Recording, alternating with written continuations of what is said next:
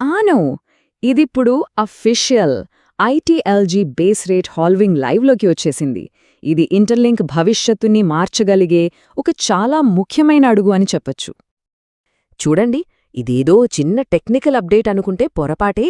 ఇది ఇంటర్లింక్డ్ ఆర్థిక వ్యవస్థను మొత్తం రీడిఫైన్ చేసేలా ముందుగానే ప్లాన్ చేసిన ఒక పెద్ద మార్పనమాట. సరే, అసలీ హాల్వింగ్ అంటే ఏంటి? చాలా సింపుల్ అండి. కొత్తగా ఐటీఎల్జీ కాయిన్స్ క్రియేట్ అవుతాయి కదా, ఆ స్పీడ్ని సరిగ్గా 50% తగ్గించడమే హాల్వింగ్. అంటే సింపుల్గా చెప్పాలంటే మైనింగ్ ద్వారా వచ్చే రివార్డ్లు ఇకపై సగానికి పడిపోతాయన్నమాట. ఓకే, తగ్గింది అన్నారు, బావుంది. కానీ సరిగ్గా ఏది మారింది? ఈ మార్పు మైనింగ్ ఫార్ములా మీద ఎలాంటి ప్రభావం చూపిస్తోందో ఒకసారి వివరంగా చూద్దాం. ఎందుకంటే ఈ మార్పు చూడటానికి చిన్నదే అయినా దీని ఎఫెక్ట్ మాత్రం మొత్తం సిస్టమ్ మీద చాలా పెద్దగా ఉంటుంది. ఇక్కడ మెయిన్ చేంజ్ ఒకటే, బేస్ మైనింగ్ రేట్ అనేది 50% తగ్గింది. ఇంకా సింపుల్గా చెప్పాలంటే ఇంతకుముందు మైనింగ్ చేస్తే ఒక 100 కాయిన్స్ వచ్చాయనుకోండి, ఇప్పుడు సరిగ్గా 50 మాత్రమే వస్తాయన్నమాట. అంతే, అంత సింపుల్.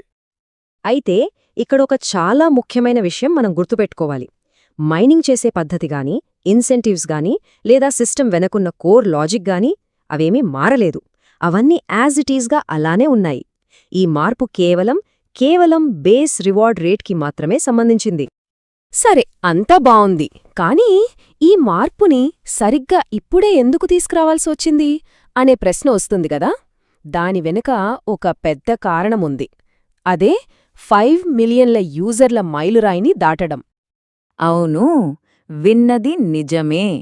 ఇంటర్లింక్ ఇప్పుడు 50 లక్షల మంది యూజర్లతో ఒక పెద్ద ఫ్యామిలీగా మారింది. ఈ అద్భుతమైన గ్రోత్ ఉంది చూశారు, అదే ఈ కొత్త ఆర్థిక దశకు దారితీసిందనమాట. ఇంత వేగంగా పెరుగుతున్న నెట్వర్క్లో లాంగ్ టర్మ్లో అందరికీ న్యాయం జరగాలి, సిస్టమ్ స్టేబుల్గా ఉండాలి కదా, అది చాలా ముఖ్యం. ఇప్పుడు జరిగిన ఈ హాల్వింగ్ ఆ లక్ష్యాన్ని చేరుకోవడంలో ఒక చాలా కీలకమైన అడుగు అని చెప్పాలి.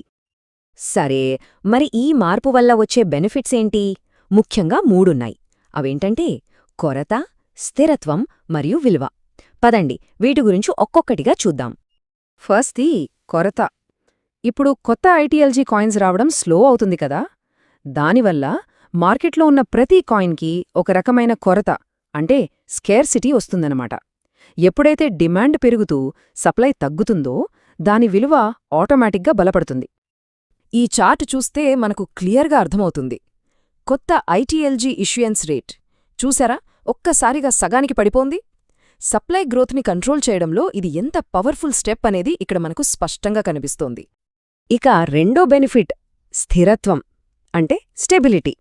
ఇది ఇన్ఫ్లేషన్, అంటే ద్రవ్యోల్బణం పెరగకుండా కంట్రోల్ చేస్తుంది. సింపుల్గా చెప్పాలంటే కష్టపడి సంపాదించుకున్న ఐటీఎల్జీ విలువ టైంతో పాటు పడిపోకుండా కాపాడుతుందన్నమాట. ఇక మూడోది, ఇది లాంగ్ టర్మ్ విజన్ని ఎంకరేజ్ చేస్తుంది. ఐటీఎల్జీ అనేది ఏదో షార్ట్ టర్మ్లో సంపాదించి అమ్మేసుకునే సాధనం కాదు. ఇది ఒక సస్టైనబుల్, ఉపయోగపడే ఎసెట్గా నిలబడాలి. అదే దీని వెనుకున్న అసలు ఉద్దేశ్యం.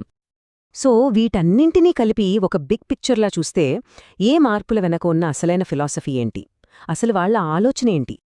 వాళ్ళ ఫైనల్ గోల్ ఒక్కటే, ఇంటర్లింక్ కమ్యూనిటీలో ఉన్న ప్రతి ఒక్కరికీ ఒక strong, fair economic base create చేయడం. ఇది కేవలం ఒక టెక్నికల్ అప్డేట్ మాత్రమే కాదు, ఇది మొత్తం సిస్టమ్ మీద నమ్మకాన్ని పెంచడానికి తీసుకున్న ఒక పెద్ద స్టెప్. సో ఇక్కడ మనం అర్థం చేసుకోవాల్సిన కీ పాయింట్ ఏంటంటే, ఈ సిస్టమ్ అనేది నిజమైన మనుషులకి వాళ్ల లాంగ్ టర్మ్ పార్టిసిపేషన్కి రివార్డ్ ఇవ్వడానికి డిజైన్ చేయబడింది. అంటే నిజమైన కృషికి సరైన గుర్తింపివ్వడంపైనే దీని ఫోకస్ అంతా. ఇంటర్లింక్ తీసుకున్న ఈ స్ట్రాటజిక్ మూవ్ డిజిటల్ ఎకానమీల భవిష్యత్తు గురించి మనలో ఒక ఇంట్రెస్టింగ్ క్వశ్చన్ని రేజ్ చేస్తుంది. ఒకవైపు ఫాస్ట్ గ్రోత్, మరోవైపు లాంగ్ టర్మ్ స్టెబిలిటీ. ఈ రెండింటి మధ్య బ్యాలెన్స్ సాధించడానికి బహుశా ఇదే ఒక కొత్త బ్లూ ప్రింట్ అవుతుందేమో.